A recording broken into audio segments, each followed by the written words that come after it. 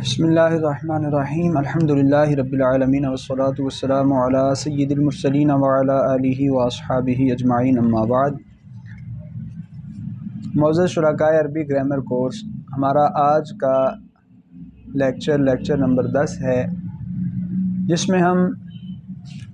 گردانوں سے متعلق بات کریں گے۔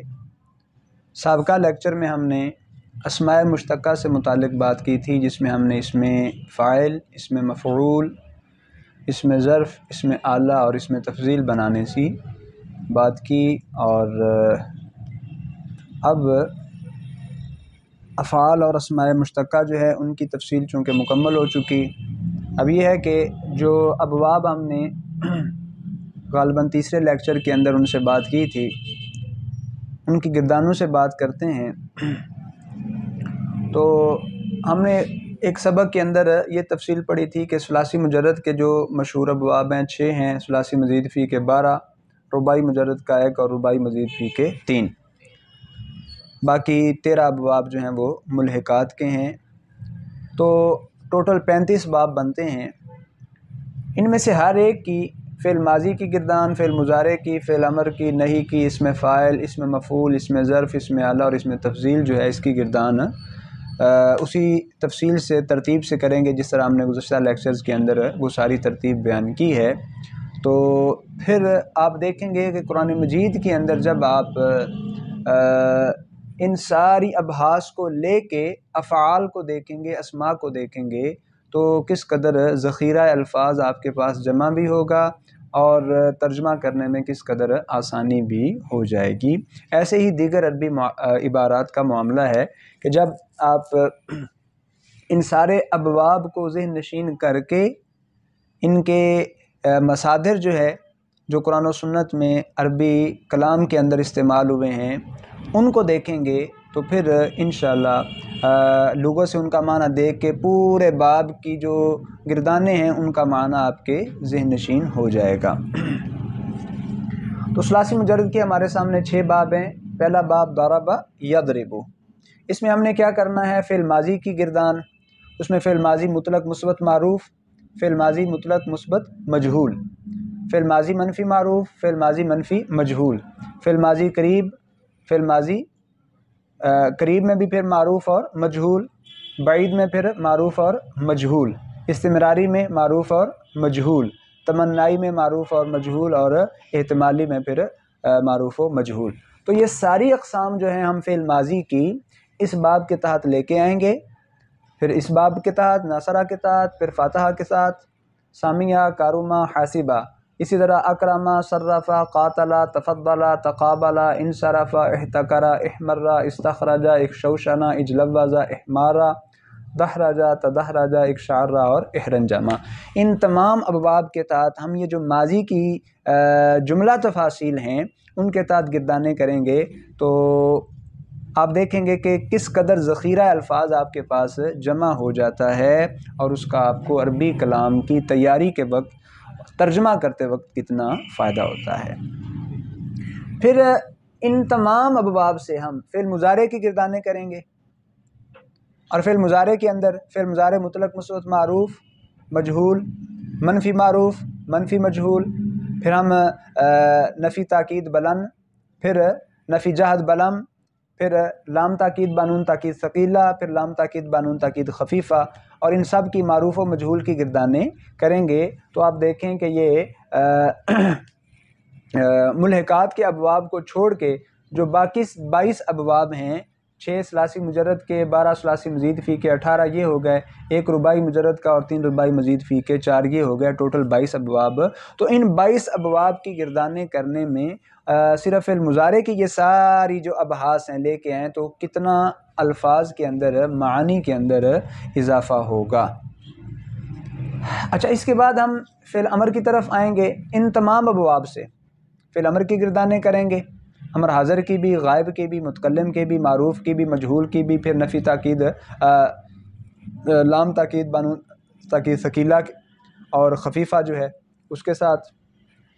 پھر آگے فعل نہی کی گردانے کریں گے، حاضر کی بھی، غائب اور متکلم کی بھی، معروف کی بھی اور مجہول کی بھی، اور پھر جو ہے نون تاکید ثقیلہ اور خفیفہ کے ساتھ۔ اس کے بعد ان تمام ابواب سے اسم فاعل، اسم مفعول اور جو مجرد کے ابواب ہیں، مزید فی کے ابواب، ان سے اسم ظرف بھی، اور اسم اعلیٰ جو ہے اس کا تعلق مجرد کے ابواب کے ساتھ ہی ہے، اور اسی طرح اس میں تفضیل وغیرہ۔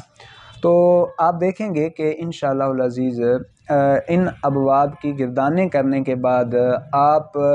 اپنے اندر کتنی خود اعتمادی دیکھتے ہیں الفاظ کے ذخیرے کے حوالے سے، اور پھر عبارت کی تیاری کے حوالے سے، اور پھر لغت سے معنی تلاش کرنے کے حوالے سے۔ وہ تفصیل جو ہے لغت سے کیسے معنی تلاش کرنا ہے وہ آپ کو جب ہم نے ہفتہ اقسام کا سبق پڑھا تھا اس میں بڑی تفصیل سے بات کی تھی کہ کیسے کہاں کہاں سے کس کس لفظ کو تلاش کیا جاتا ہے۔ تو اسی میتھڈ اور طریقے کے مطابق ہم نے کوئی بھی اجنبی لفظ ہمارے سامنے آ جاتا ہے تو معنی لغت سے دیکھ لینا ہے، اور دیکھنے کے بعد اسی سیکوینس سے فعل ماضی، فعل مضارع، فعل امر، فعل نہی، اسم فاعل، اسم مفعول، اسم ظرف، اسم اعلیٰ اور اسم تفضیل کی گردانیں کریں گے۔ کرنے سے انشاءاللہ العزیز اس مصدر سے، اس اجنبی لفظ سے متعلق جتنی بھی تفاصیل ہیں وہ ہمارے سامنے آ جائیں گی۔ تو اس حوالے سے ہمارے علماء صرف نے کیا کیا ہے، آسانی کے لیے ایک باب سے متعلق کتنی بھی گردانیں آتی ہیں ان کو صرف صغیر کی صورت میں جمع کر دیا ہوا ہے۔ مثلا ضربہ کی گردانیں اگر آپ نے ساری کرنی ہے تو ان کا پہلا صیغہ جو ہے معروف اور مجہول کا اکٹھا کر دیا گیا ہے۔ صرف صغیر میں آپ کے سامنے پڑھ رہا ہوں، ضرب یضرب ضربا فہو ضارب، وضرب یضرب ضربا فذاک مضروب، لم یضرب لم یضرب، لا یضرب لا یضرب، لن یضرب لن یضرب، لا یضربن لا یضربن لا یضربن لا یضربن، الامر منه اضرب لتضرب لیضرب لیضرب، والنهی عنه لا تضرب لا تضرب لا یضرب لا یضرب، الظرف منه مضرب مضربان مضارب ومضیرب، والآلة منه مضرب مضربان مضارب ومضیرب، مضربة مضربتان مضارب ومضیربة، مضراب مضرابان مضارب ومضیرب ومضیربة، وافعل التفضیل المذکر منه اضرب اضربان اضربون اضارب واضرب، والمؤنث منه ضربا ضربیان ضربیات ضرب وضربا، وفعل التعجب منه ما اضربه واضرب به وضرب یا ضربت۔ تو یہ ایک مکمل گردان ہے جسے صرف صغیر کہا جاتا ہے۔ آپ نے غور سے سنا کہ اس میں فعل ماضی معروف اور مجہول بھی آ گئی، فعل مضارع معروف و مجہول بھی آ گیا، پھر فعل مضارع کی اگلی باس منفی معروف اور منفی مجہول بھی آ گیا، پھر نفی تاکید بلند ناصبہ بھی آ گیا معروف و مجہول، اور نفی جہت بلند بھی آ گیا معروف و مجہول، پھر لام تاکید بانون تاکید ثقیلہ اور لام تاکید بانون تاکید خفیفہ معروف و مجہول آئے، پھر اس کے بعد فعل امر حاضر جو ہے معروف و مجہول، غائب معروف و مجہول آیا، اس میں فعل نہی جو ہے وہ آیا، پھر اس میں فاعل بھی آیا، اور اس میں مفعول بھی آ گیا، اس میں ظرف بھی، اس میں اعلیٰ بھی، اور اس میں تفضیل بھی۔ تو اسی ترتیب سے وہ پہلا صیغہ معروف کا اور مجہول کا وہاں آ گیا، اسی سے آپ نے پھر کبیر کی گردان جو 14 صیغے ہم نے فعل ماضی کے 14 معروف میں پڑھے، 14 مجہول میں پڑھے، ساری گردانوں میں مضارع میں، امر میں، نہی میں، اس میں فاعل کے 6 صیغے، اس میں مفعول کے 6 صیغے، اور اس میں ظرف کے 3 یا 4 صیغے، اس میں اعلیٰ کی تینوں گردانیں صغریٰ، وسطیٰ اور کبریٰ، اور پھر اس میں تفضیل مذکر اور مؤنث۔ تو اسی ترتیب سے آپ نے ان گردانوں کو تیار کرنا ہے، اور جب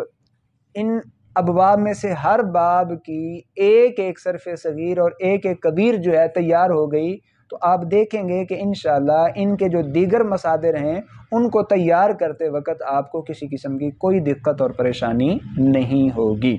اور پھر قرآن مجید سے اس کا اجرا کرتے وقت بھی کسی قسم کی دقت اور پریشانی کا سامنا نہیں کرنا پڑے گا۔ آپ قرآن مجید کی تلاوت کے دوران سورہ فاتحہ پڑھ رہے ہوں یا سورہ ناس پڑھ رہے ہوں، آپ البقرہ کا مطالعہ کر رہے ہوں یا آخر سے جا کے سورہ نبا دیکھ رہے ہوں، تو آپ کو کوئی بھی باب پہچاننے میں انشاءاللہ دقت اور پریشانی نہیں ہوگی۔ آپ سورہ فاتحہ کی تلاوت کے دوران نعبد صیغہ پڑھیں یا نستعین پڑھیں یا انعمت پڑھیں یا اہدی پڑھیں، آپ کو صیغے پہچاننے میں بھی دقت نہیں ہوگی۔ آپ البقرہ کے اندر جا کے متقین کا صیغہ پڑھیں، یا آپ یؤمنون پڑھیں، یا مما رزقنا پڑھیں، یا ينفقون پڑھیں، تو اس میں بھی آپ کو کسی قسم کی کوئی دقت اور پریشانی نہیں ہوگی۔ طریقہ کار یہی ہے کہ ایک دفعہ کم از کم یہ جتنے ابواب آپ کے سامنے درج ہیں ان میں سے ہر ایک کی صرف صغیر اور اس سیکوینس کے مطابق یہ جو کبیریں ہیں ان کو تیار کیا جائے،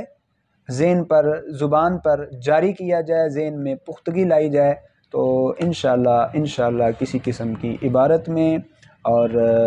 لوگوں سے معنی تلاش کرنے میں اور پھر اس معنی کا اجرا کرنے میں دقت نہیں ہوگی۔ اللہ رب العزت کی بارگاہ میں دعا ہے اللہ تعالی ہمیں عربی گرامر کورس کے ذریعے عربی زبان جو اس کی پسندیدہ زبان ہے اس کے بارے میں زیادہ سے زیادہ جاننے کی توفیق عطا فرمائے۔